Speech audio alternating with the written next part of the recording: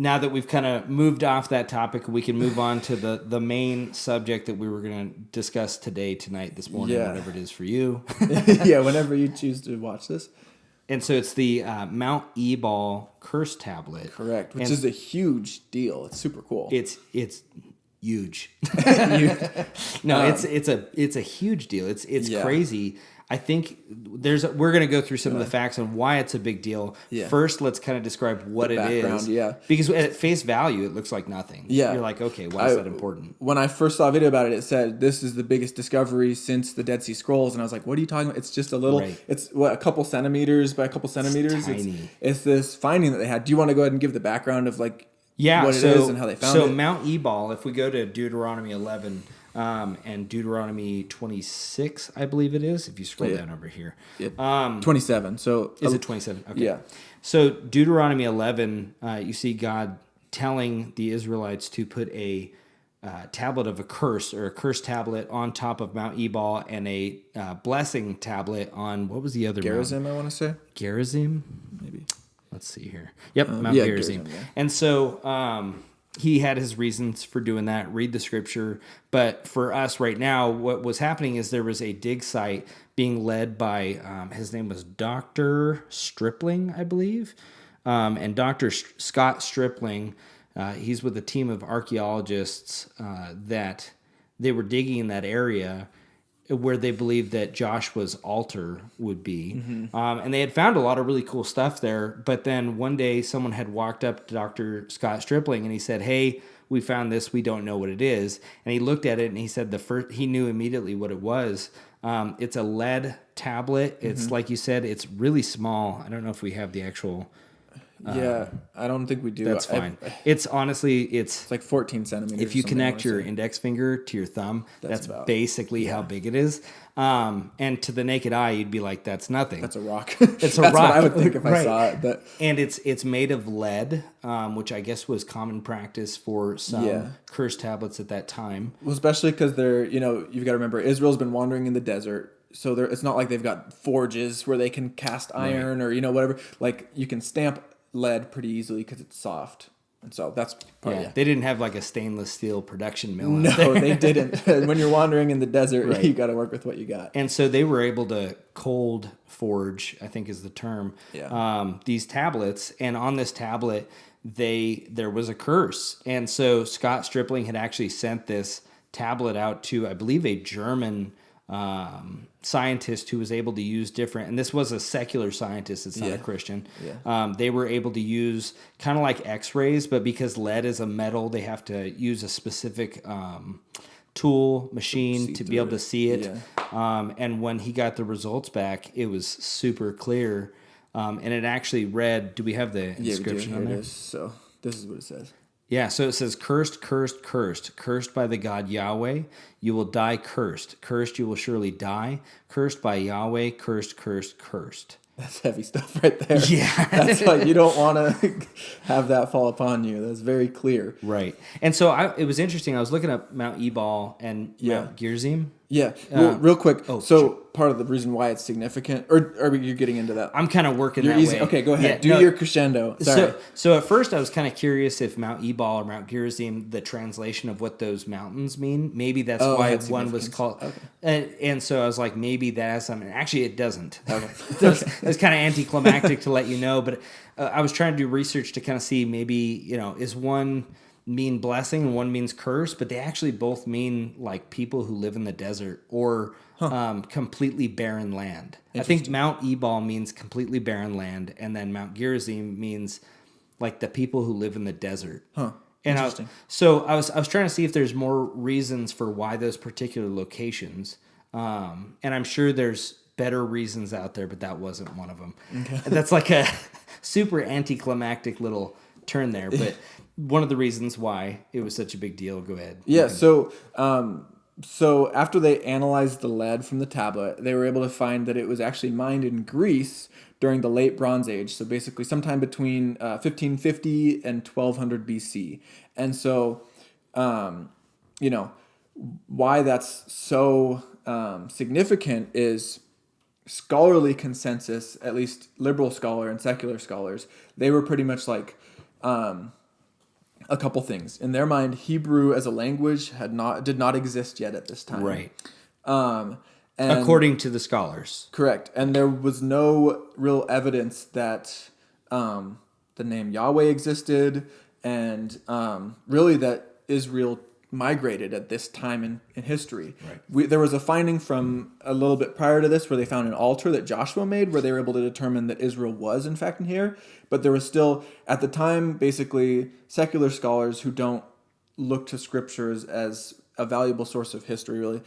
In their mind, they thought Moses probably, if the Pentateuch, which is the term for the first 5 books of the Bible, so Genesis, Exodus, Leviticus, Numbers, Deuteronomy, all those traditionally are written by Moses. That's how we take that. In their mind, whoever wrote it, if it was written at the time, it would have been written in Egyptian because Hebrew didn't exist as a language. But according to the scholars. According to them. Well, and there's arguments that Moses was illiterate. Yeah. There's arguments that, and the crazy thing is, like you said, the secular world wants to argue that the Bible is not a valid source of history. They start with that as a presupposition, but if you pay attention to these things over time, you will find the Bible eventually always ends up being proven right. And the secular ideas end up not holding out. There's been countless archaeological findings that end up, showing this to be true. In this case, though, suddenly we have evidence of a Proto-Hebraic alphabet. So that's the alphabet, basically the predecessor to the Hebrew letters that we use, or I guess the Aramaic script that they were using. Right. They call it Proto-Hebraic. For example, an aleph, which is an A sounding, now it kind of looks like an X almost. Look it up. But in the script on the lead tablet, for example, it was an ox head. Okay. And so that was the oldest version of an aleph that I think... Well, no, I don't know what the oldest version of an aleph we have, but it's the oldest...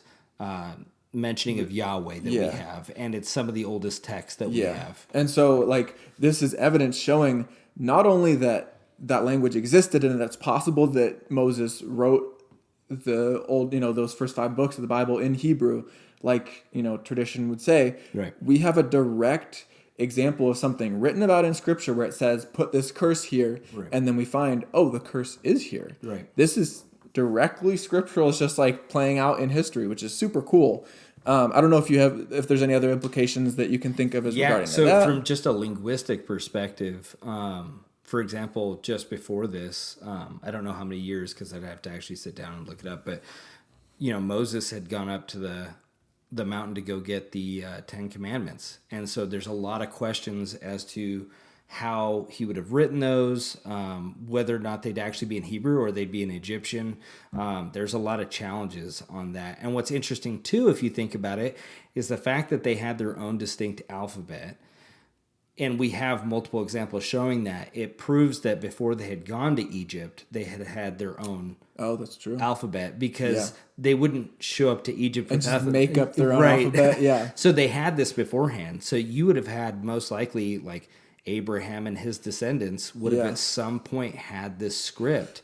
And I don't believe we have any Proto-Hebraic alphabet examples from areas like Ur of the Chaldees, which is where Abraham was from. But it does argue the idea that this language had been around in some shape or form. Yeah, and they probably would have brought it to there ahead of time, and then the fact that they lived separate, Israel lived in a separate city from where the Egyptians did in Egypt, that would be how they would have preserved their culture, because if you're intermingling too much, it's hard to preserve it. And there are arguments for loan words. Obviously, that happens in almost any language where you'll have certain loan words through anthropologic linguistics where you're living next to another group of individuals. For example, if you're living in a city where they say axe, you're no longer going to say ask. So there are minor changes within the language, but the fact that they had their own alphabet is huge.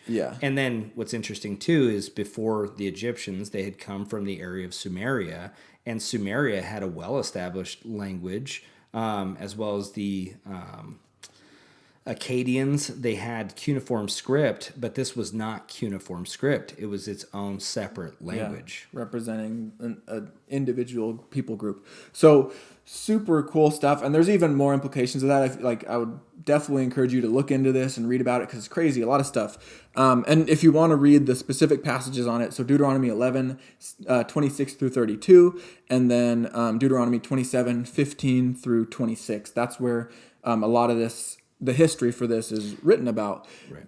Another really interesting thing about it, which kind of, in my mind, just further validates that this could be at least part of the curse that is spoken about there, is that gematria. So what gematria is it's a practice in ancient times where each letter of your alphabet represents a certain number. So any word has, if you add up all the letters in it, there's a certain number that represents that word. So, and it was a practice used to kind of like insert meaning in somewhere. But something interesting that I learned recently is that apparently way back then, it was also common for someone to sign their name using, like in a document, by using the gematria of that document to add up to their name in some way.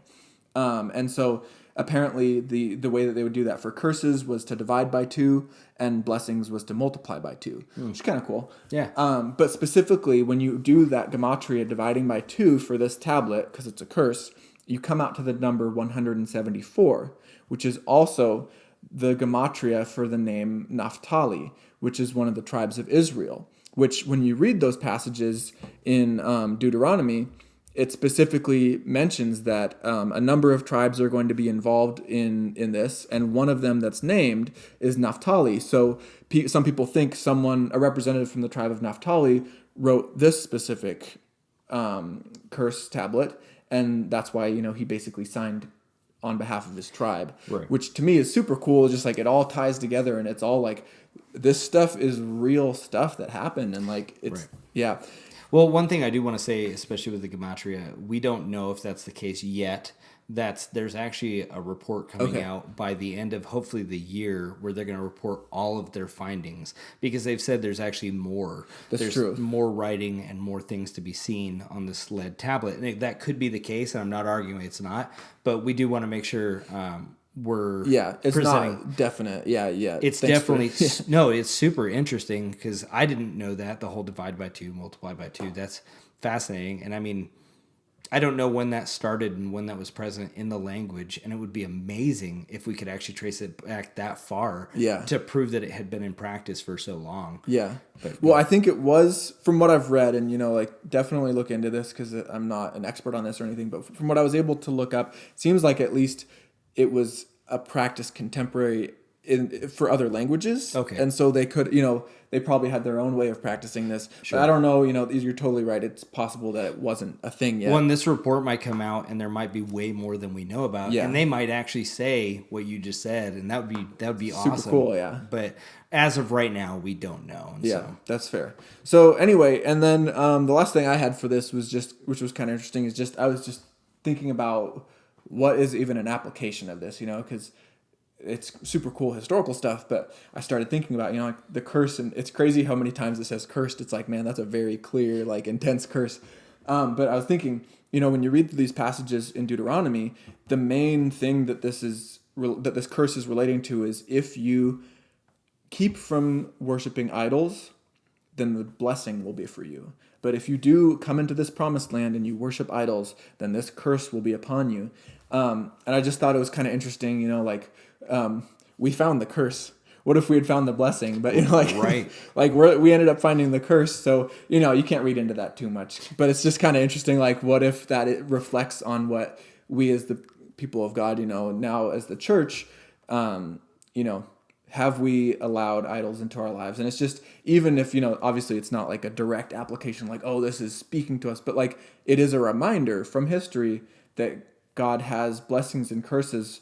And he views it very serious, if you are allowing another idol in your life. And, an idol isn't just a gold statue. It's basically anything that you place above God in priority in your life. Right. So, it's just something when you're reading through this stuff to think about, I allowed idolatry into my life? It's real. Yeah. God is real, and the curses that he has put out there are real. Yeah. And like there's an actual curse tablet, and we have it. And I was going to say with Mount Gerizim, if you're waiting to see if they find the blessing tablet, Don't hold your breath. No. No. Well, I think part of the issue that they haven't found a lot more is that obviously every time they do an archaeological dig, they have to request to go into that area. And so they did get access to Mount Ebal. I don't know if they have access to Mount Gerizim. I don't even think they were looking for this curse tablet per se. I think they were looking for pottery, things to point to Joshua's. Because what they were doing is when they excavated that altar that I talked about, that Joshua had made, they dug that all up and tossed all the dirt aside. Right. These guys, they weren't even digging anymore. They just sifted through that dirt that had already been thrown out, and that's how they found it.